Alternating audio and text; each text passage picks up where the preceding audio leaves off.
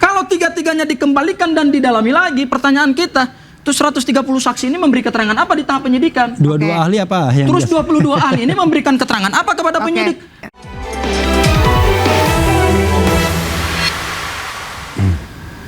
Anda kembali diinterupsi pemirsa, saya langsung Bang Refli. Bang, bagaimana Anda memastikan bahwa penyidikan ini tidak profesional? Silakan lanjutkan. Ya. Jadi pada tanggal 13 Januari itu berkas dilimpahkan ke kejaksaan. Dan kita tahu penelitiannya kan 7 hari itu untuk menentukan lengkap dan tidak lengkap. Berarti tanggal 20. Anda tahu nggak? Ketika kita ke Polda Metro Jaya press conference untuk memprotes pelimpahan tersebut yang kita anggap tidak profesional, yang terjadi apa? Pada tanggal 14 kami diundang ahli dan saksi kami untuk diperiksa pada tanggal 20 Januari. Anda bisa bayangkan, 1 hari baru berkas itu dilimpahkan, tiba-tiba tanggal 14 penyidik mengundang ahli dan saksi kami. Kan berarti tidak profesional. Pertanyaannya adalah, bagaimana kalau kemudian jaksa mengatakan berkasnya lengkap misalnya, ya kan, dalam 7 hari itu. Apakah saksi dan ahli itu nggak ada gunanya lagi? Nah, ini menunjukkan bahwa, ya kan, dalam hati mereka sendiri udah tahu kalau ini nggak profesional. Coba saya tanya Pak Rianto, Pak, apakah proses itu sebenarnya boleh? Sebentar sedikit saja di Pak Rianto sebagai bukan mantan soal penyidik. boleh apa tidak, Anda pakai logika saja. Kalau seandainya dikatakan lengkap, lalu buat apa saksi dan ahli diperiksa tapi kita lagi? mau tahu sebenarnya proses di sistem yang Saya mau menjawab cuma gini aja ya, istilah profesional sama tidak itu ya. Yang bisa mengatakan orang tidak profesional itu atau profesional itu adalah orang yang profesional. Tapi kalau orang yang nggak ngerti ilmu ya dia bisa mengatakan itu nggak profesional karena dia nggak ngerti ilmunya itu. Gitu. Tapi tadi Pak Refli mengatakan secara logika bahwa itu terlihat tidak profesional. Karena praktek yang Bapak pendidikannya apa, Pak? Nggak usah tanya. Bapak pendidikannya apa, Pak? Nggak usah tanya. Makanya kita cari saling Anda mengatakan tidak profesional, Bapak pendidikannya Anda apa? mengatakan profesional, Bapak Anda pendidikannya tidak apa? profesional. Bapak pernah menjadi penyidik nggak? Ya, Bapak pendidikannya apa? Saya penyidik profesional. Ya, berarti semua ini, orang ini nggak ada profesional karena bukan penyidik semua. Berarti Bapak doang yang profesional. Kenapa Bukan, Bapak kemudian bisa dibantah pendapat Bapak? Ahli pidana, profesional ahli pidana. Ahli pidana Bapak kan apa? pidana tata negara. Ini baru berapa tahun dihukum? Bagaimana bisa Anda ditunjuk Di antara menjadi ini paling lama pembela di sini. itu? Saya nggak habis pikir itu. Saya nggak habis pikir bagaimana seorang penasihat ahli Kapolri menjadi penasihat Jokowi at the time. Anda martabat Kapolri Anda gimana boleh dong? tunjuk-tunjuk kayak gitu ya. Tetapi jangan di luar forum kayak gini. Itu namanya Anda menghina saya juga. Saya bisa menghina apa? Saya minta pendapat. Saya membukakan bukti bahwa Anda penasihat Kapolri kan? Sekarang pertanyaan saya adalah penasihat Kapolri apa fungsinya begini? Fungsinya untuk membela Jokowi. Tahan dulu Bang, kita Fungsi saya adalah menyerahkan pada rakyat. Bukan, Anda berpihak kepada Jokowi. Saya lihat video-video Anda. Pak Refli boleh sebentar dulu? Iya kan? Kalau Anda nuduh saya gitu, saya boleh menuduh Anda kok. Tuduh apa? Anda mau nuduh apa saya? Mau rakyat. Anda yang nggak jelas. Anda membohongi rakyat. Anda yang membohongi rakyat. Bang Refli, tahan dulu. Arianto Sutadi, penasihat ahli Kapolri, bertindak tidak independen dan netral dalam kasus ini. Memalukan Anda. Negara membohongi rakyat. Anda memalukan Anda. Dengan jabatan Anda memalukan, bawa nama penasihat ahli Kapolri. Sebagai pakar. Anda memalukan. Kita fokus ke kasusnya dulu. Saya mau dengar dari Institusi Bang Firman Polri di bawah Anda memalukan. Iya, kalau menurut kami P19 itu biasa. Dan kalaupun tadi dibilang bahwa baru 1 hari dan sebagainya, tidak ada yang dilanggar juga. Mau nanti disampaikan di persidangan pun diperbolehkan. Jangankan 1 hari, disampaikan di persidangan pun boleh. Kita mau nambah saksi, ada charge dan sebagainya dong, boleh-boleh aja. Itu loh. Jadi ingin saya sampaikan itu. Jadi persoalan P19 ini menurut saya nanti kan jaksa yang akan mengambil alih persoalan ini, maka jaksa harus meneliti. Karena dia meneliti, maka menurut dia, oh ini kurang poles ini kurang poles itu. Menurut saya biasa-biasa saja. Kita nggak perlu kita kayak udah berapa tadi 722 saksi ahli dan 100 sekian saksi, nggak ke situ. Pokoknya jaksa melihat, oh nampaknya ada yang kurang, harus didalamin. Dalam rangka nanti kami membuat tuntutan. Dan oleh karena itu nanti beliau, jaksa nanti akan tampil di persidangan. Saya mau interupsi. Interupsi ya. Saya mau interupsi tapi nggak enak. Udah, teman saya aja interupsinya. Kita dengarkan Bang Sang Haji, silakan Pak. Ini kan pihak pelapor ya. Pelaporlah yang membuka perkara ini di Polda Metro Jaya. Pada saat pelapor membuka LP disertai dengan alat bukti dan barang bukti. Betul. Ada 700 barang bukti yang sudah disita oleh penyidik Polda Metro Jaya.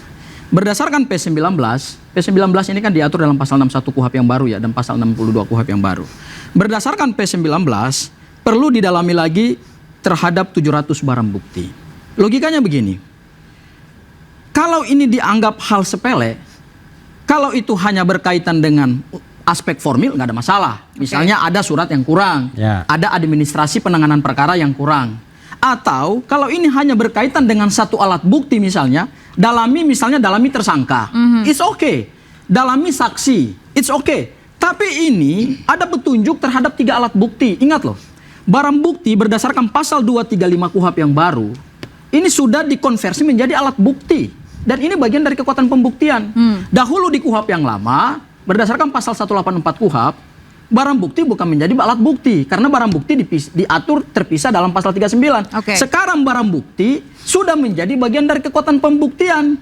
Dan ingat, kekuatan pembuktian itu kewenangannya adalah pada jaksa penuntut umum. Justru di sini saya melihat adalah jaksa sangat profesional. Sangat profesional dan sangat hati-hati dalam menerapkan KUHP yang baru. Ketika memeriksa aspek material, maka jaksa harus bisa memastikan bahwa 130 saksi keterangannya harus bersesuaian membuat terang perkara pidana. Terhadap 22 ahli, maka pendapatnya juga harus memperkuat 130 saksi. Kemudian terkait juga dengan barang bukti. Barang bukti disita ada ijazah Pak Joko Widodo, ada skripsi Pak Joko Widodo, ada 13 ijazah pembanding, ada dokumen-dokumen. Tadi Anda siang tadi ke Polda? Saya ke Polda. Bang Refli tadi ya? Sudah dipegang sama tim ya? Kita minta ke PPID Polda Metro Jaya salinan dari 709 alat bukti itu. Apakah benar atau tidak, ataukah abal-abal dan lain sebagainya. Makanya kemudian kita menggunakan yang namanya Undang-Undang Kebebasan Informasi Publik. Dan kita punya hak untuk mengajukan itu ke PPID. Kalau tidak dikasih, ya kita nanti perkarakan ke KIP. Baik, silakan. Yang ingin saya katakan adalah ini bukan hal biasa dan ini bukan hal sepele. Ini penegakan hukum berkaitan dengan hak asasi seseorang. Jaksa tentu akan menentukan sikap yang serius dan jaksa melakukan penelitian terhadap berkas ini bukan hanya sekedar periksa, oh ini kembalikan saja P19. Bukan berarti P19 ini lantas berarti ini menjadi hal yang seperti mudah, sepele, hal yang biasa. Oh enggak, karena ini berkaitan dengan aspek material. Tiga petunjuk terhadap 3 alat bukti itu bukan main-main. Kalau cuma petunjuk terhadap satu alat bukti, berarti itu masih masuk akal. Ini 3 alat bukti yang menjadi pondasi dalam pembuktian perkara pidana ini.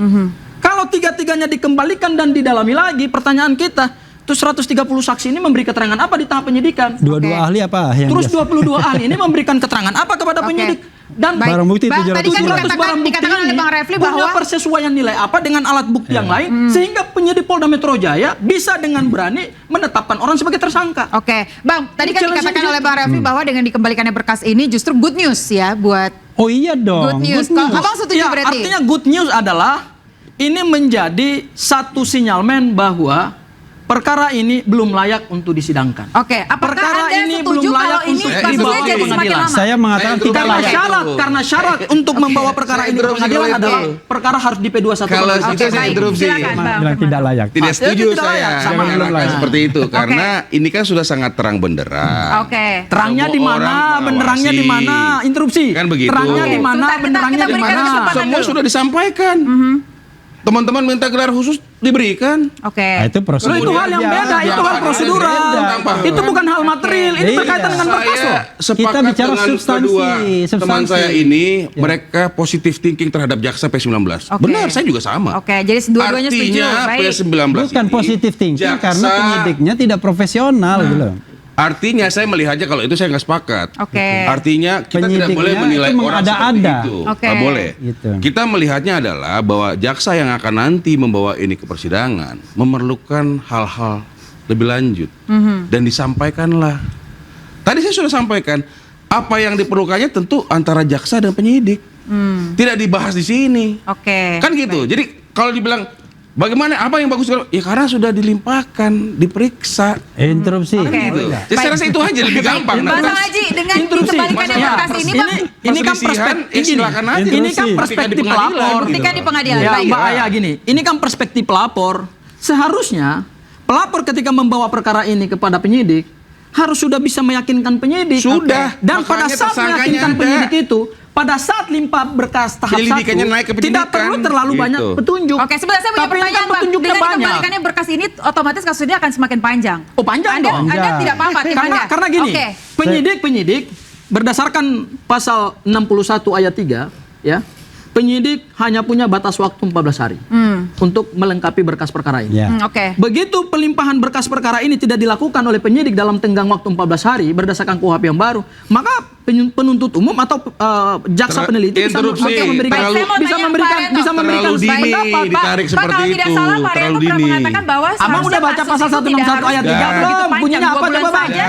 Harusnya Nggak, sudah abang bisa baca dulu selesai. baru bisa berkomentar. Nggak Baik. bisa begitu Abang baca karena dulu. saudara Sebentar. belum ada keluar seperti apa udah dijudge. Baik, Loh, baik. bukan. Sebentar Bapak, Tidak kita bisa akan ini itu nggak bisa. Saya Ketentuan hukum fokusnya acara ke Pak Arianto adalah terlebih dahulu, 14 hari Bapak. setelah penyidik Saya menerima P19 sepakat, maka harus merampungkan itu berkas perkara. dibahas. Oke, Itu baik. ketentuan Tahan hukum dulu. formil Memerlukan pasal pendalaman. Saya 61 sepakat ayat seperti 3. Abang. Oke, kita tahan Jadi, dulu. Anda Fokus jangan saya. berbicara Kita tanpa masih menyandarkan ada pada segmen norma hukum. berikutnya, Itu kan Bapak. asumsi. Kita masih ada segmen Ya, kita berikutnya. lihat aja lah nanti Pertanyaan lah. saya mau ke Pak Kita Arianto dulu berdasarkan ya. hukum. Kita lihat lah. Saya mau fokus ke Pak Arianto. Kalau Kata Pak Arianto, saya interupsi. Kasus ini seharusnya tidak begitu lama, tapi sepertinya ada peran politik di balik ini. Ya. Oke, kita akan bahas usai jeda, tetap interupsi.